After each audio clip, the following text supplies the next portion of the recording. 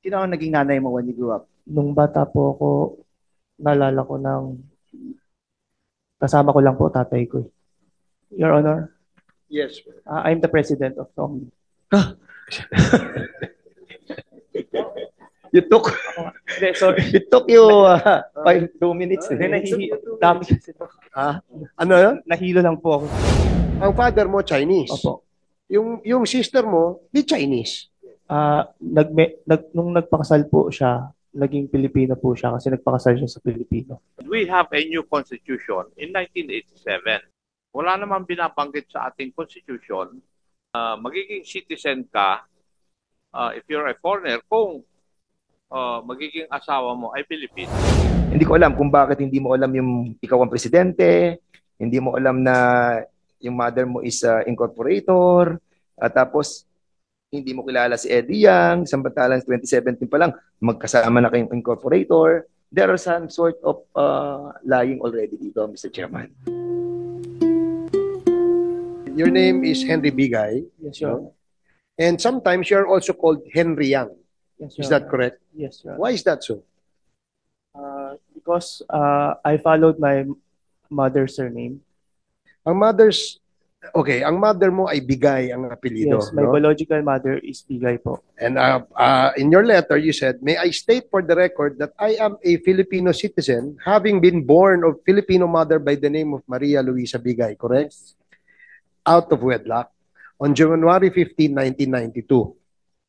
My father, however, Yang Hua Hong, is Chinese. Tama? This is accurate. Yes, No? accurate. I use the family name Bigay, which is my biological mother's surname. Sometimes, however, I am also called Henry Yang, Yes. following my father's surname. Tama ba yun? Yes. Accurate yun, di ba? Dahil yun ang sinabi mo rito eh. Now, kilala mo si Michael Yang, Hindi po, sir. si Eddie Yang, Si Eddie Yang po nakikita ko po, sir. kilala mo.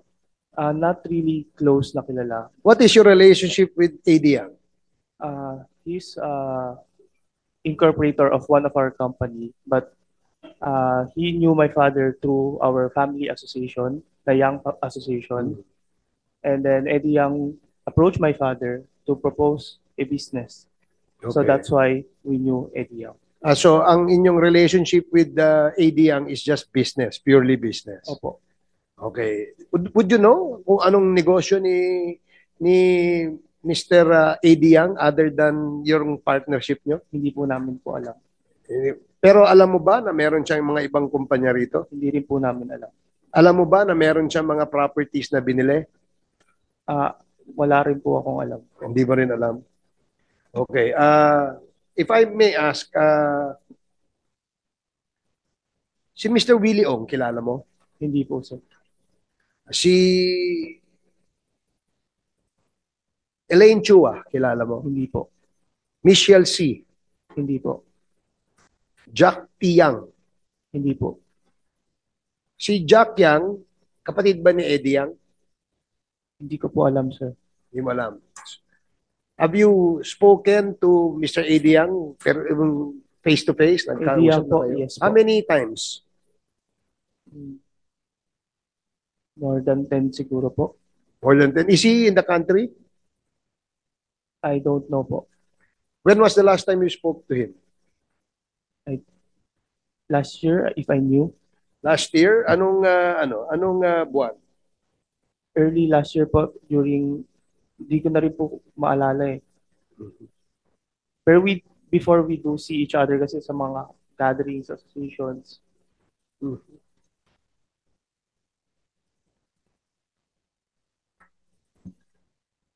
Si Yang Hua Wang, this is your father. Yes po, Your Honor. Okay. Is he in the country? He's currently out po. Where? Where is he now? He's in Xiamen po. In Xiamen. He flew before the letter arrived po kasi. So he cannot come back. Do you stay with your father? Yes po. So the next time we invite him, make sure he will be present in the committee. Yes po. Okay? Please advise your father. You know Mr. Lincoln Oy Ung? Yes po. Who is he? He's Sa pagkakalam mo. He's a student of my father before. Student of your father? Is your father a professor? It's a wushu, Chinese martial Wushu. arts. Yes. Wushu. Okay. Oh. Magaling dyan si Dan sa Wushu. Oh. National champion to. Oh. Oh. So yun lang pagkakakilala mo at pagkakaalam mo kay Mr. Lincoln Uy-ong. He's also one of our incorporators before. One of your Incorporators before. anong company? Sa Omni po. So, Omni. Okay. So, who's the president of Omni?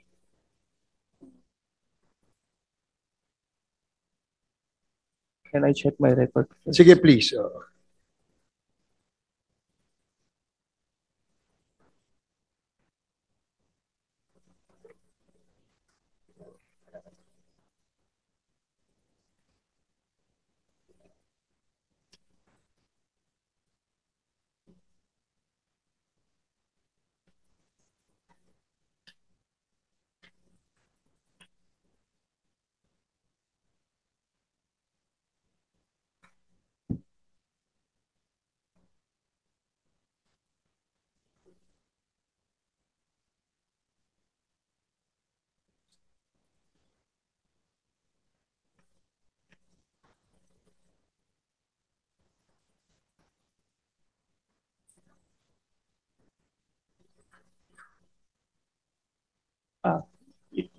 Your Honor, Yes. I'm the president of Omni.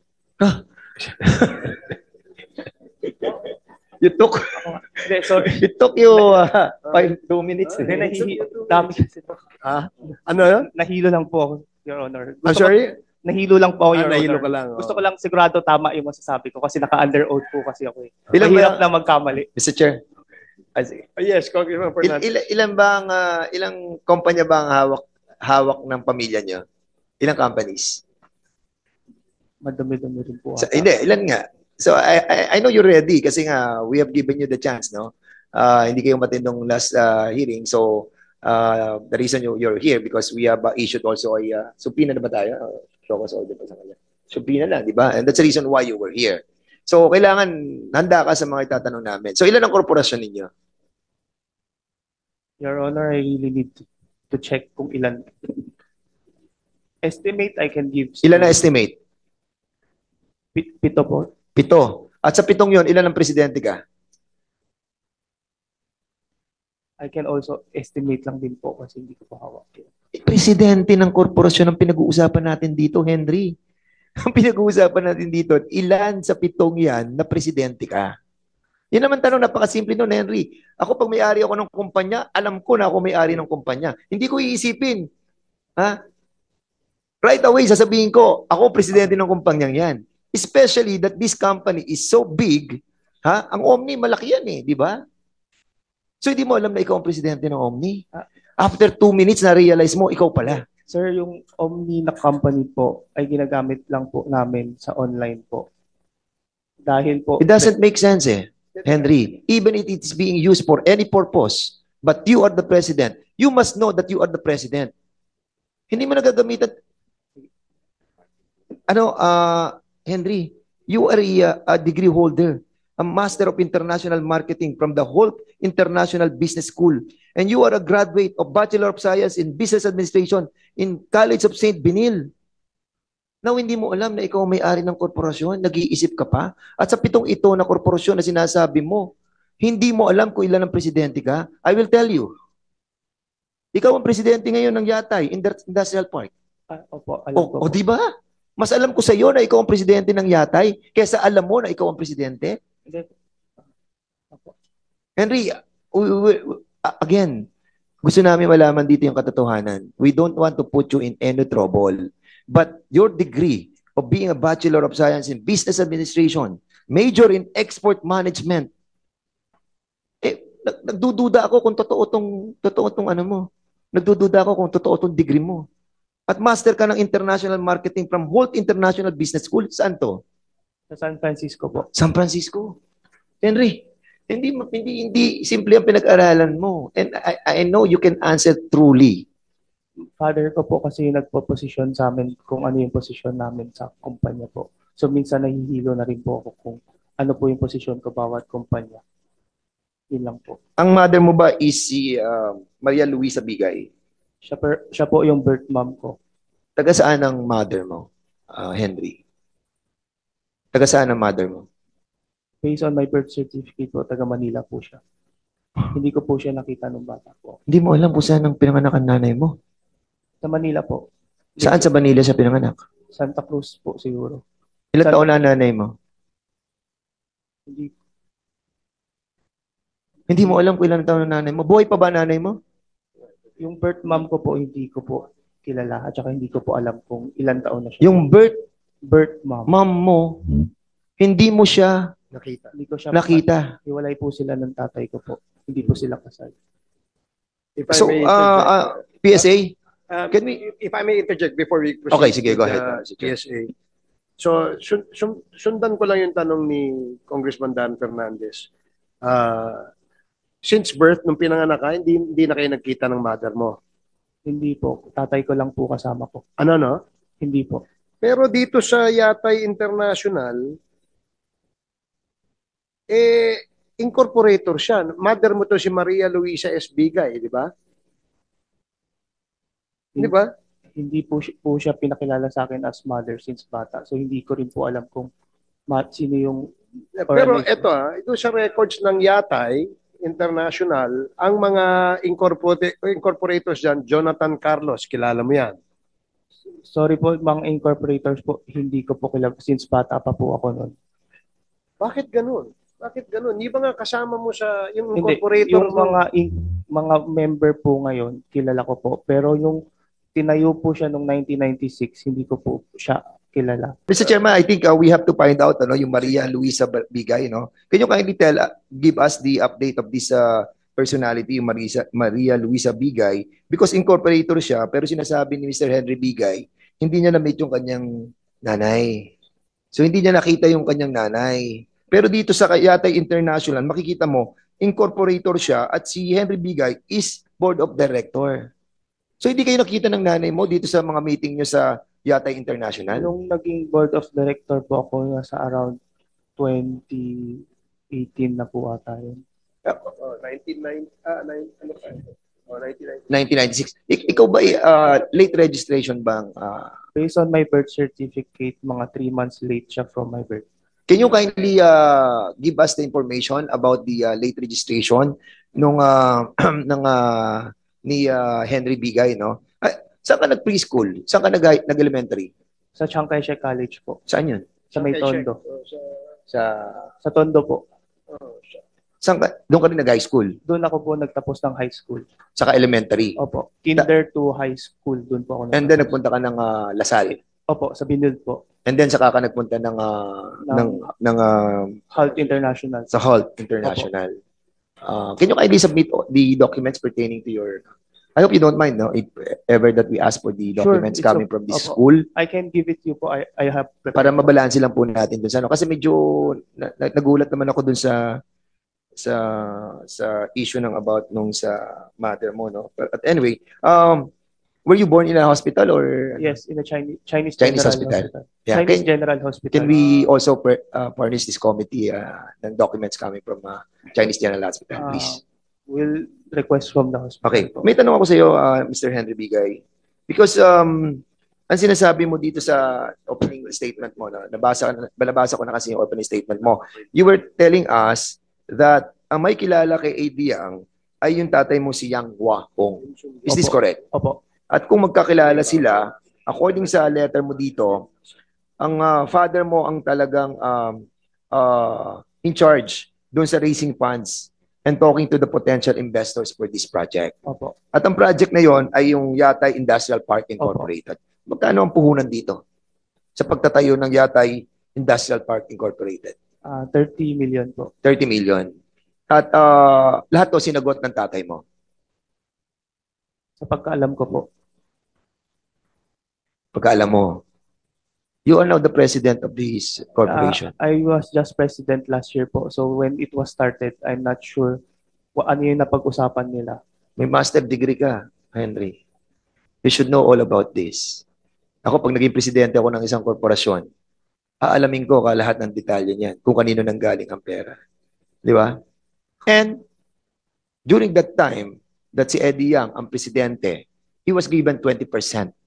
Yes po. Correct. Yes po. Why nyo binigyan ng 20% si Eddie Yang? Siya po kasi nag-propose ng project. So siya, Pero wala siya nilabas sa pera.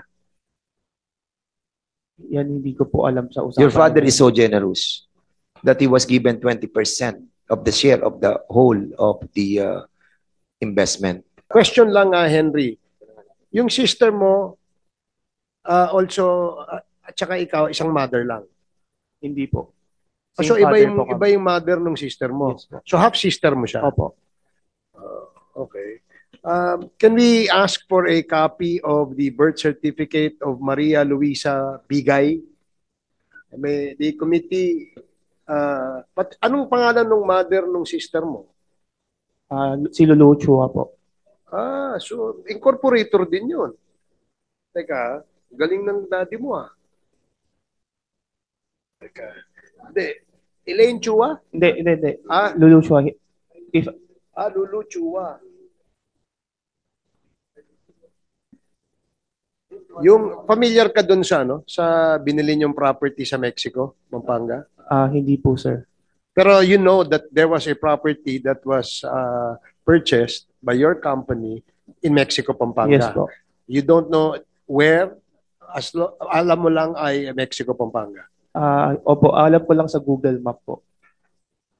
Di ba presidente ka ng kumpanya? Dapat Ah, alam mo yung binibili, pinagkakagastusan ng kumpanya mo. Last year lang po ako naging presidente. So, Kailan nila in-acquire yung property? before pandemic po. 20... Around 2018, 2019 po 19. siguro. So you're not aware that there was a property acquired by Yatay in Mexico, Pampanga. I'm aware of may binili sila pero hindi ko po alam saan. Tatay ko lang po yung nakakaalam. Since pag Chinese business, madalas tatay yung nagde-decision. Sige. Kilala mo si Kai Jiru? Yan po yung nanay ko ngayon. Ito yung totoong nanay ng Kapatid ko po. kapatid mo. Opo. But it's not your real biological mother. Not po. Kasi yung mother mo, si Maria Luisa Bigay. Opo. Si Kai Jiru is also known as what? Lulu Chua. So, Lulu Chua rin siya. So, incorporator din siya ng Yatay. Hindi ko po sigurado. Kasi base sa...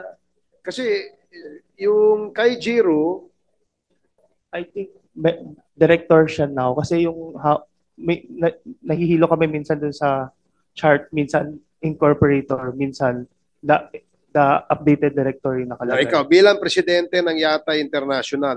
Hindi po ako presidente ng Yatay International. Industrial lang po ako. Yatay Industrial Park ka. Tapos pero member ka ng board ng Yatay International. Opo. Okay. Kilala mo ito si Lulu Chua or Kai Jiru. Ito si Lulu Chua or Kai Jiru. Chinese ito. Opo. So, ang father mo Chinese. Opo. Yung sister mo di Chinese. Nung nagpakasal po siya, naging Pilipino po siya kasi nagpakasal siya sa Pilipino. Yun yung Supreme Court Anyway, ano pa yon? So kasi si Kai Jiru ay Chinese, mother ni Bernice. Yes po. At yung si Yang Hua Huang, who is your father, is also Chinese. Yes po. So yung sister mo ay Chinese. Chinese po siya nung pinanganak pero nung nagpakasal po siya, nakapagpalit siya to Pilipino. Dahil Pilipino po yung pinakasalan niya. Yes, Congressman Flores. Thank you, Mr. Chair. Mr. Chair, I just noticed that you said that your biological mother is Maria Luisa Bigay, correct?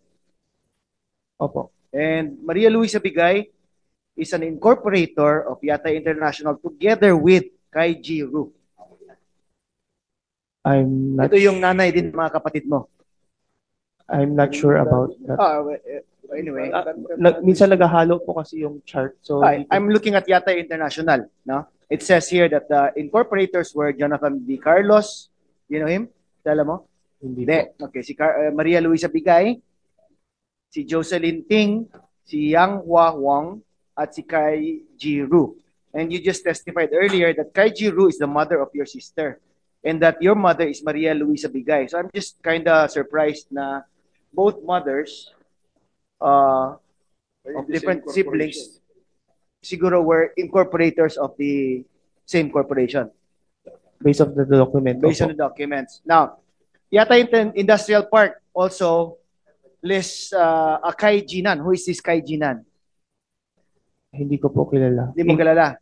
It's not related to the mother of your sibling naman? No po. No, no.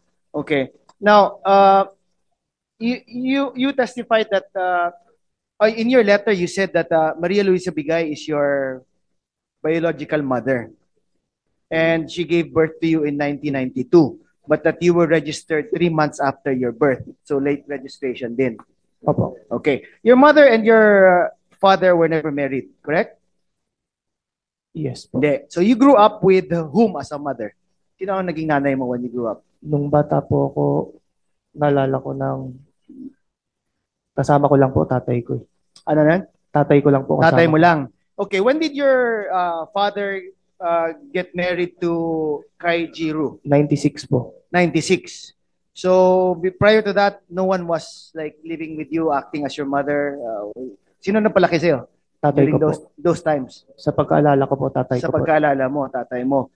Now, kasi if your father is Chinese, do you know where your mother is now? Alam mo ba? Hindi po. So you've never met her? Hindi mo never sent, Hindi po. never had pictures with her? No po. Never. So after giving birth to you, ikaw lang ba yung anak ni Maria Luisa Bigay? In your family? Opo. Ikaw lang. Opo. How many siblings do you have? Half siblings po. Half siblings, sige. May tatlo po akong half siblings. Tatlo. And all the other half siblings were from the mother Kai Jiru. Opo. They're all younger than you. Opo. They're all younger than you. Okay. Kasi I hope you understand why we're asking these questions. No? Kasi lalo na ngayon na pumutok din yung kay Mayor Alice Go na when it comes to acquiring of citizenship, lalo na with late registration, it has become an issue. Okay. No? And I hope you understand why we're asking this question. It might be personal, but the line of questioning is nothing personal din. No? I just want to find out. Kasi most of the people I know, para lang ma-circumvent yung prohibition on the ownership of properties, no? Or in the controlling stake sa isang corporation, usually pretend that they are Filipinos, and that's why we're very interested in this. So, but you're saying that you are Filipino because your mother is Filipino. Yes po. So all your family members were all Chinese, including your half siblings, kasi your mother or your stepmom, Kai Jiru, is also Chinese, correct? They're Chinese until one of my sister got married and one of my sister do a oath taking to change citizenship. Okay, so what was the status of their stay all this time before they became adults? What? If they were Chinese citizens, how could they live in the Philippines With without the being Filipino ACR. citizens? They are born here. They were born here, but they're not Filipino citizens. So that's my question. Diba? If you're born of Chinese parents, even if you're born in the Philippines, does not make you a Filipino citizen. And you said that only one of your half siblings became a Filipino citizen upon marriage. So it must have been by the age of majority na, at least 18 years of age siya. So from age 1 to 18, they were not Filipino citizens. What was their legality of the stay in the Philippines? Anong visa nila? Anong visa nila? Yung may tinatawag na iCard po. Investors. Yung dad mo. Ba- Ano ang status ng dad mo? Dad ko, He's Chinese, right? yes po. But how can he stay in the Philippines for that long if he's Chinese? Meron po silang, pag businessman po, may card na tinatawag. Hindi ko po kabisado kung anong card po yun. Hindi mo Very more kabisado. of legal side. Okay, At saka yung nanay mo, your stepmom, meron din bang ganito na status? Sa pagkaalam mo? Pagkaalam ko, meron silang iCard. So iCard. more of, I think, yung immigration po makakasagot. Okay, kung ano paano po. yung mga kapatid mo? They were not businessmen when they grew up, when they were born here, di ba? From age 1 to 18, may iCard din sila. May iCard po sila dahil dito sila pinanganak. So Dahil dito sila pinanganak. Mm. Okay, immigration, nandito ba? BI? Nandiyan. Immigration? Yes, Your Honor. Can you enlighten me, sir, on these questions that I have? Sir, if the father is indeed Yang Yao Hong, he has an SIRV, And what is that? a Special Investors Resident Visa granted by the Board of Investments, Your Honor. When was it granted? I don't have the particular time, Your Honor. I only brought the copy of the latest travel record. Can we find out, BI, when that special investors visa was granted? I have to check, sir, if the SIR visa registered with the Bureau of Immigration. Okay, when did this type of visa? When were these types of visa issued? I'm not particularly familiar with them, Your Honor, because they're under the Department of Trade and Industry under the Board of Investment. Okay, but do you think it's before 1992? I would not know, Your Honor. You would Probably, not Your know. Honor. Yes. Can we find out na lang, please, ng BI? Yes, Your Honor. All right, thank you. Now, how about Kai Jiru from the Bureau of Immigration? Did the Kai Jiru also have the same visa? Or what was the status of their stay in the Philippines? If you allow me, Your Honor, I'll get back to you. I'll just check my notes if I have the travel records. Okay. Now, Ms. Kai my, Jiru. my next question would be, what about the children of persons with special visas? What would be their status? I think Mr. Henry Bigay was talking about the native-born status since he said that his siblings, Were born his here. half-siblings were born here. Okay. If they were born here to a foreign national who is already a permanent resident in the Philippines, they are given the status of a native-born. Native-born. Yes, sir. Native-born alien. Yes, Your Honor. All right. So if they're native-born alien, they can legally stay in the Philippines. Yes, Your Honor. So the SIRP that you were mentioning, does that is that the same as the one you just mentioned earlier? The SIRB, Your Honor, as I've said, is given by the BOI. I think you need to invest a particular amount with the Okay, it's an investor's visa. investor's visa, and then you have to retain it for a certain amount, certain So a period. person who has an investor's visa can legally stay in the Philippines, and once they have children, then their children would be considered the native-born that you just mentioned earlier. Is that correct? Yeah. Sometimes, Your Honor, they would include them as dependent in their investor's visa. But based on the travel records of the half-siblings of Mr. Bigay, what is reflected in their travel records is NB, which What's stands that? for native-born. Okay. So native-born. Yes, sir. All right. Thank you, Mr. Chair. Thank you, Congressman Flores. Henry Bigay, you have a sibling, ano? With the the second wife. But with your mother, you have a sibling I don't know po. I'm not sure. because you have not seen your mother. No? Yes po. Your mother is still young, 47 years old. Andito kasi yung kanyang yung kanyang birthday, May 26, 1977. And I think, no, not 47. Age at the time of your birth, she was 32 years old. So most likely mga 64. 64 na siya ngayon. Yeah. Siguro this will give a shed of light kung we can invite also the mother of and according sa birth certificate, dito rin siya nakatira. At meron kang kapatid sa mother mo. You don't know that? I don't know po. Because yung birth certificate mo, wala rin yung tatay mo eh. Unknown. Opo. I think hindi po kasi pwede ilagay pag hindi po sila kasal. Pero hindi nilagay niya din yung pangalan ng tatay mo. Pag hindi po ata kasal, bawal po ata ilagay yun. Bawal ilagay. Parang po. Hindi ko, medyo legal eh. Hindi naman bawal. Takot. Siguro kasi hindi kasal yung tatay mo sa kanya. Di ba? Pero may kapatid ka sa kanya eh. Kay Luisa Bigay. And hindi mo hinahanap yung kapatid mo sa nanay mo. Hindi naman po kasi ako lumaki sa kanya. So, wala rin po akong... Are you aware that she's still alive or somewhere else? In Oroqueta, Santa Cruz, Maynila? No po.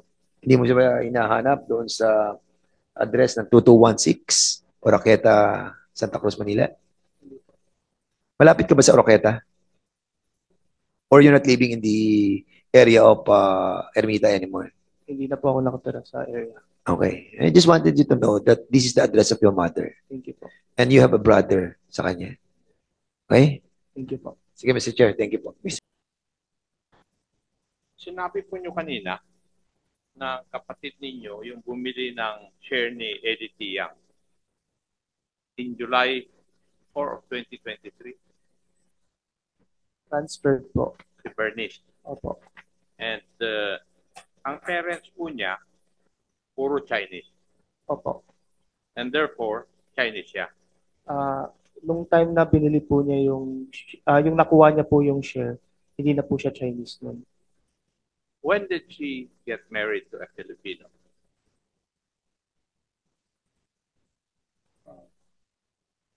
I'm not specific with the year, I think. Kasi very, very sure ka na Filipino na siya because Opo. she got married to a Yes po. Filipino.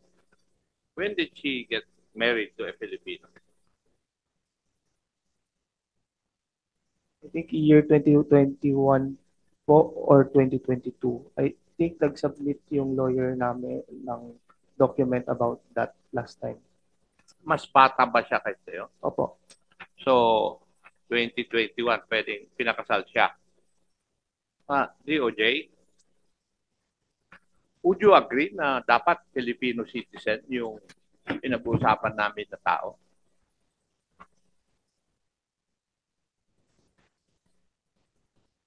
I'm not quite, I'm sorry, Your Honor, but I'm not quite familiar with that. Yeah, because in the last hearing, ang claim nila is because yung Moya Lim Yao decision, when a foreigner or for example, a Chinese citizen would marry a Filipino, she would become a Filipino. Yung Moya Lim case yun eh. Kasi nag-discussion kami dyan eh, yung last hearing. Now, that decision of the Supreme Court was in 1971. And we have a new constitution in 1987 where there are provisions of citizenship. Wala namang binabanggit sa ating constitution yung magiging citizen ka if you're a foreigner kung magiging asawa mo ay Pilipino.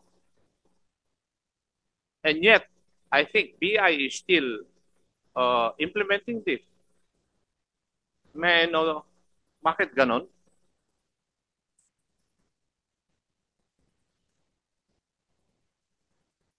Pati sa BI, pakitanong BI, di ba, ini-implement nyo pa rin ito? Yes, Your Honor. Yes. And your basis is the Moya Lim Yao case. Tama po? Yes, Your Honor. Does it not run counter to the provisions of the Constitution? Kasi yun ang claim ni Mr. Henry Bigay eh. Your Honor, we already submitted it's included in the legal basis that we submitted yesterday to the Ano committee. po yung kwan yun? Kasi hindi ko pa nababasa. Okay po. I'll be asking Attorney Sajasa, Your Honor, to explain the matter. Mr. Chair, may the good attorney be recognized to answer the question? May I know Sa the... BI? Yes, Attorney Ungkat? Sir, it will be Attorney Sajasa if it would please the committee to discuss the legal basis for the grant of cancellation of ACR by marriage.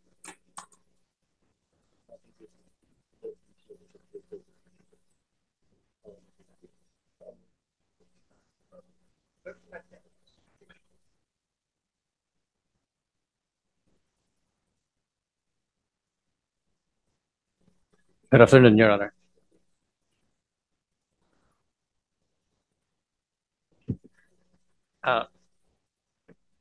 Your Honor, in our submission yesterday, we indicate the legal basis for the cancellation of the ACR by marriage as based on Executive Order 292 or the Administrative Code of 1987, which specifically delineates the responsibilities of the Bureau of Immigration for the administration and enforcement of immigration, citizenship, and alien admission and registration laws in accordance with the Commonwealth Act 613 or the Philippine Immigration Act of 1940.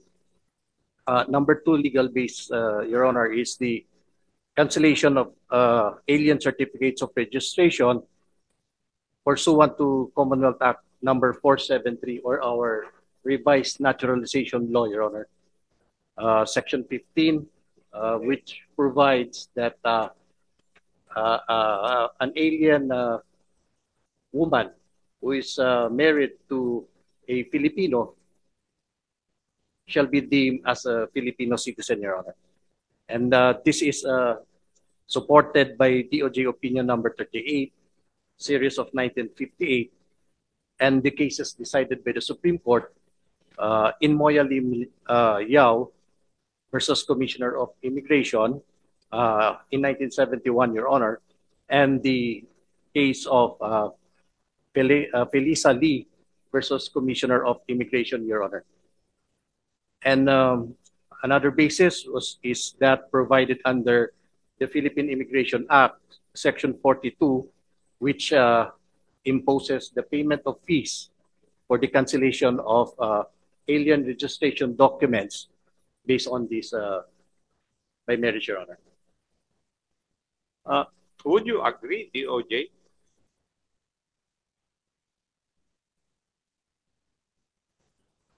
I'm sorry, Your Honor, but I am not, my office is not part of the office that I belong to, which is the National Prosecution Service, does not handle these cases. It's our legal in the Department of Justice which handles this. Thank So I you. think they would be in a better position to answer your question, Your Honor. Thank you. PI, when a provision of law runs counter to the provision of the Constitution, which would prevail? The Constitution, Your Honor. And could you please read to me a provision of the Constitution which states that an alien marrying a Filipino would become a Filipino citizen? I think there's no such provision in our Constitution. Your Yes. Honor. And you have cited cases and your provisions of law. But are you aware of the provision of the decision of the Supreme Court in the Jumantan versus Domingo case decided in 1995? I'm sorry, Your Honor. I'm not so familiar. Oh, with kindly read that case so that mapago natin yung ginagawa natin eh. Kasi naabuso na eh. And I would just like to read yung ratio decidente ng Jumantan versus Domingo. And I would like to quote for your information. The interest which an alien has in being admitted into or allowed to continue to reside in the country is protected only so far as Congress may choose to protect it. There is no law guaranteeing aliens married to Filipino citizens the right to be admitted, much less to be given permanent residency in the Philippines. The fact of marriage by an alien to a citizen does not withdraw her from the operation of the immigration laws governing the admission and exclusion of aliens. Marriage of an alien woman to a Filipino husband does not ipso facto make her a Filipino citizen and does not excuse her from her failure to depart from the country. Quote unquote. So could you please study this? Kasi pati ako nalilito na eh. Your Honor, please. The way we understand it is the marriage alone does not ipso facto be considered as that you will be deemed as a Filipino citizen. There is an added provision, Your Honor, that she must have none of the disqualifications provided by Section 4 of the revised naturalization law, Your Honor. So the mere fact of marrying will not be automatic, Your Honor. Yes, but nagkakaroon ng parang apparent conflict kasi sa Constitution, the laws that you have enumerated and the decision of the Supreme Court. Kaya kung po pwede, pag-aralan po ninyo para masettle tong issue na ito. Kasi nakukuha ako dun sa issue na sinabi ni Mr. Henry Bigay, just because her sister married a Filipino, Filipino na siya. If I may add, Your Honor, the decision of the Bureau of Immigration on the petition for the cancellation of alien registry of the alien woman is subject to affirmation by the Department of Justice, Your Honor. Now, be that as it may, pwede ba pag-aralan ninyo para magkaroon na tayo ng definitive one? Yes, Your Honor. We will. Thank you, Mr. Chair. Before Congressman Fernandez, may tatanong lang ako kay Mr. Henry Bigay. Mr. Henry Bigay, Pilipino ka, di ba? Opo, Okay. Ano passport mo? Pilipino po. Wala kang Chinese passport? Meron din po. Oh. Paano ka naging Pilipino kung dalawa passport mo? Sa pagkaalam po ko po, dual citizenship po ako. Hindi, ang dual citizenship, hindi, isa lang naman ang passport. DFA, can you clarify? Mr. Bigay has 2 passports. In fact, I have a picture of your Chinese passport dito.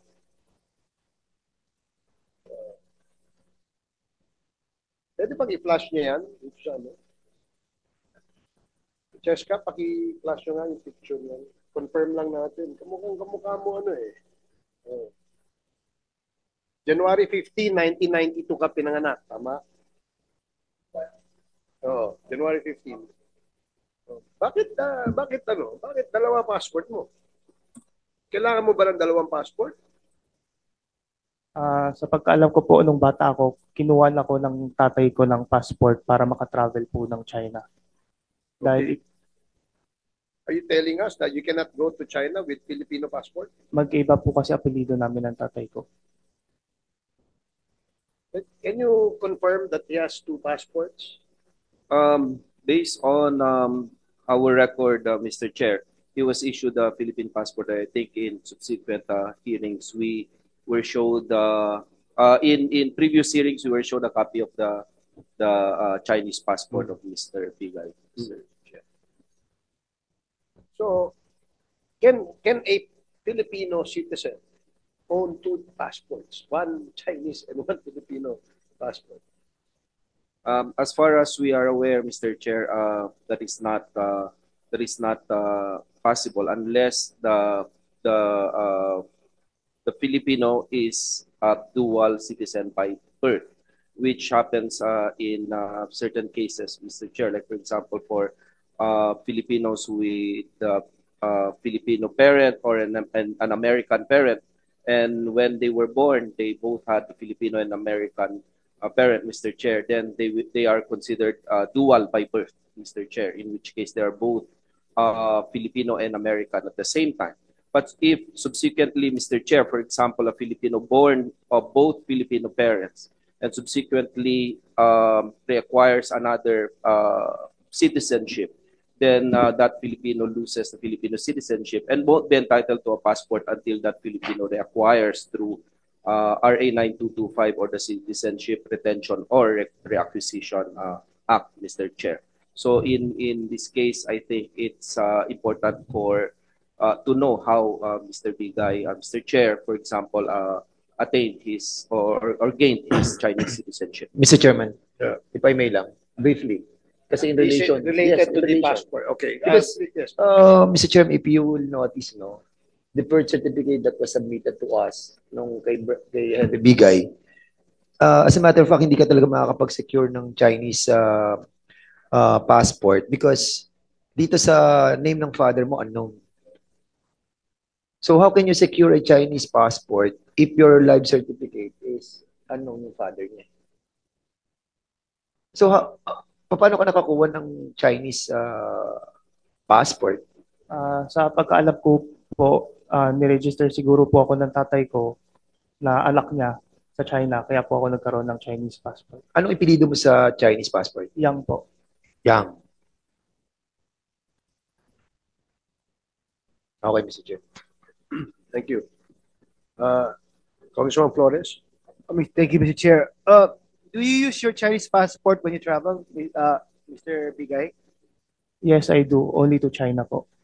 Only to China. Opo. But in all other countries that you've been to, you use your Filipino passport. Yes po. So how would you consider yourself? Would you consider yourself as Filipino or Chinese? Filipino. Filipino. Yet you use your Chinese passport whenever you go to China. Yes po. Okay, I'm asking this because it would be in a form of circumventing the prohibitions on ownership. Diba? If you're both Filipino and Chinese at the same time, so example, if you're both Filipino and Chinese at the same time and all of you own the corporation, then it would violate the 40% or the 60% ownership of Filipinos rule. Diba? Would you agree, Mr. Bigay? I'm not sure po about You're not sure. Okay. Kasi parang sa akin, although dual siya, DFA, ano bang rules on dual citizenship?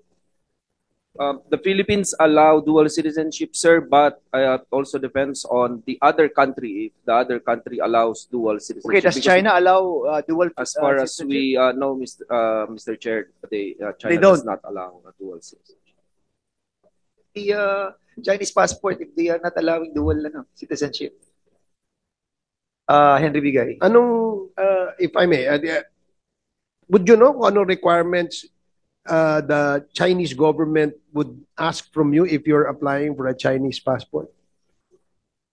Hindi ko po alam, Chair. Ang nagawa ko pa lang po is renewal lang po. Kailan ka na-issuehan ng passport? Anong year? Hindi ko po maalala kung anong year, pero nung bata ako, alam ko may Chinese passport po ako.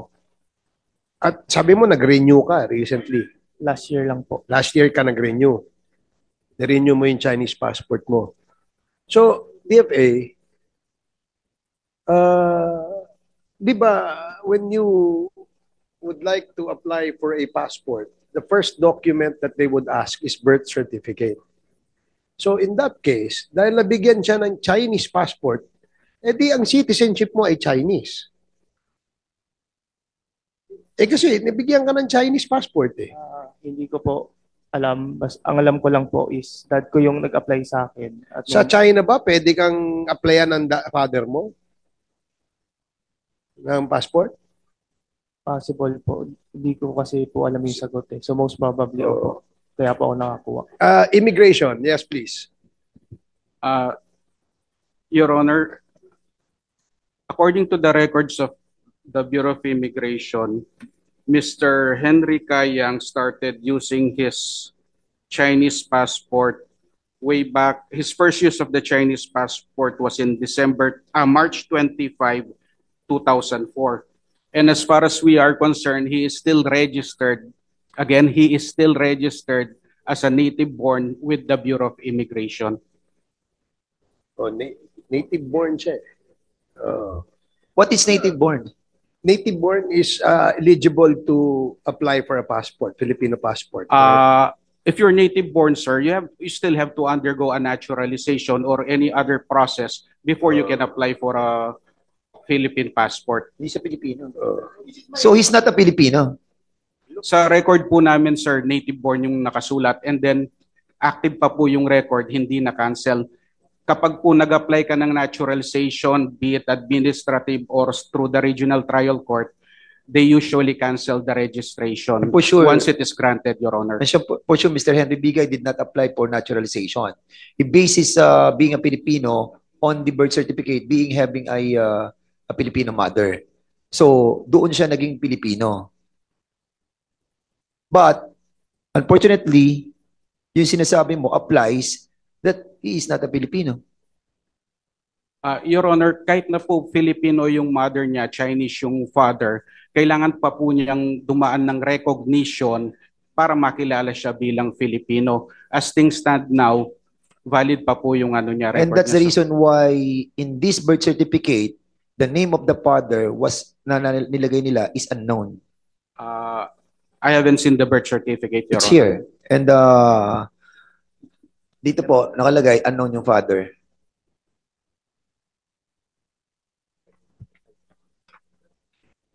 Sige, go, ano, Mr. Chair. Yes, sige, Congressman Flores. Mr. Chair, this is where the confusion is, di ba? DFA issues him a Filipino passport because he claims to be a Filipino citizen. Yet another government agency has him registered as a non-Filipino citizen, like the BI, because he's just reported as a native born. Diba? So, isn't this where the confusion lies? Diba? Parang, why would a government agency recognize him as a Philippine citizen while another government agency recognizing him as an alien or a non-Filipino citizen? No, DOJ, I'll get your opinion na lang po. No? If a person claims to be a Filipino citizen but has another citizenship, like let's say in this case, a Chinese citizenship, which under Chinese laws does not allow dual citizenship, what is your citizenship? Well, if that would be the case, Your Honor, he would be either a Filipino or a Chinese. But He cannot be both. Di ba? Yes, that He would cannot be be both. that would be the effect, sir.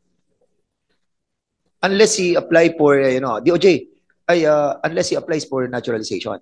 Yes, Your Honor. And But is there any time element for the application of the naturalization? well, Ano? Mr. Chair, ako pa, dahil lang. Sige, go ahead. Follow up lang. Ito ang ano ko example. If assuming that he's Filipino by birth, claiming that he is the son of a Filipino citizen, di ba? By birth, he is Filipino, correct? Okay. If he is Filipino and applies for a Chinese citizenship and gets a Chinese passport, did he not in effect relinquish his Philippine citizenship? I don't, Your Honor, please, if I may just be allowed to explain. Earlier, you asked about the citizenship, but we have a process here which was mentioned by the resource person as to dual citizenship. Okay. As far as the Philippine government is concerned, if I'm not mistaken, first, we're concerned about our laws. If he qualifies here to have or to be given that dual citizenship, Okay. regardless of whatever the laws are of that country, Right. where he is claiming to be a citizen, let's say China, Okay. okay, he can still be granted. He may still be granted dual citizenship. All right. Now I'll go to DFA. You said earlier na pag hindi if the country does not recognize dual citizenship, then he cannot have a dual citizenship in the Philippines. So, correct, no? Now, what is the effect of a person, a Filipino citizen, acquiring another citizenship in a country that does not recognize dual citizenship? Mr. Chair, let me just clarify, sir. As far as the Philippines is concerned, we recognize dual citizenship, but the other country might not recognize both Filipino and for in this case Chinese citizenship. In which case they will ask the person either to choose a Filipino or Chinese citizenship. But if I may clarify, sir, that based on our record, when Mr. Bigay applied for the renewal of his Philippine passports, we asked it in the form. We asked him if how he acquired his Philippine citizenship, and he said by birth. And there's another question there: are you a holder of a foreign passport? And he said no. He said no, Have you ever? Yes. but he answered no. He answered no. That is why He answered with no, the birth certificate and and all the IDs concerned that he submitted in the passport application, and considering that DFA was not made to know that he holds another Okay. passport. Then Let me cut you there. Had you known that he is a holder of a Chinese passport and that he's a citizen of another country, what would you have done? deny the issuance of a See? passport. Yes, Congressman Ako.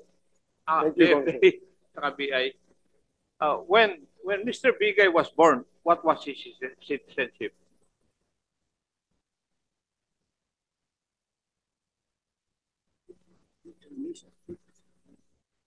When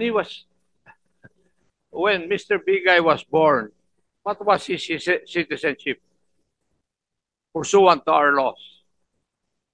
BI at saka DFA? Could you please answer that?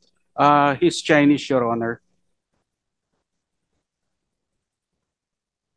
Based on the birth certificate, Your Honor, where the mother is Filipino and the father is unknown, then Mr. Bigay is a Filipino citizen, based on the birth certificate, Your Honor.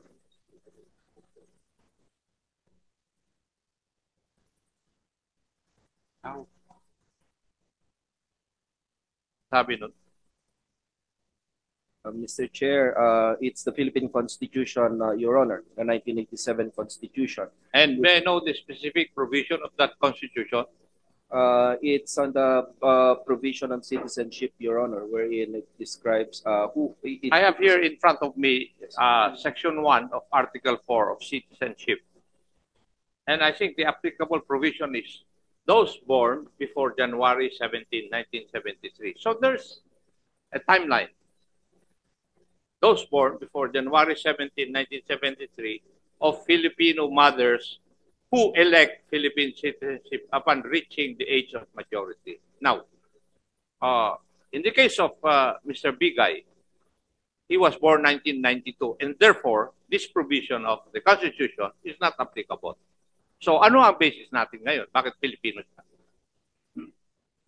I think the next provisions, Your Honor, that says when whose mother or father is a Filipino citizen. Your Honor, as far as I remember, Your Honor. Anong paragraph?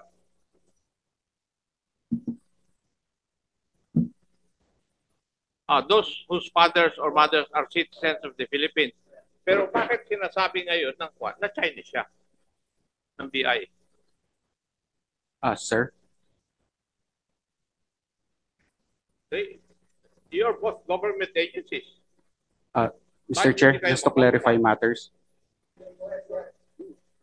Sir, I'd like to emphasize that Mr. Bigay is registered as Henry Kayang with the Bureau of Immigration.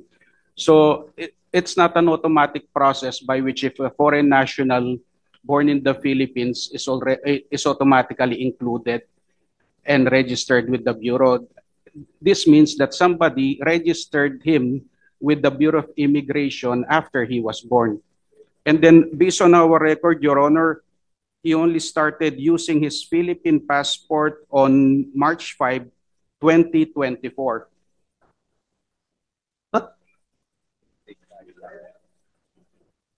Mr. Chair. Yes, Congressman Flores. BI, ito, nagugulan ako. BI, was Mr. Henry Bigay registered as an alien with BI? Sir, he is registered as Henry Kayang as a native-born Chinese. Native-born Chinese? Yes, Your Honor. So he's a Chinese national as registered in your records? As far as we are concerned, yes, Your Honor. And somebody registered him as such? Yes, Your Honor. Who made the registration? I don't have the record, Your Honor, but we can probably check it during the next meeting. From the testimony of Henry Bigay, he said that he never had any contact with his mother. So it's impossible that the mother registered him as an alien, correct? I would not know who registered. We still have to check the record, Your Honor, who registered But it would him. be safe to assume siguro na it's the father. Kasi yung nanay niya, hindi niya nakita, di ba?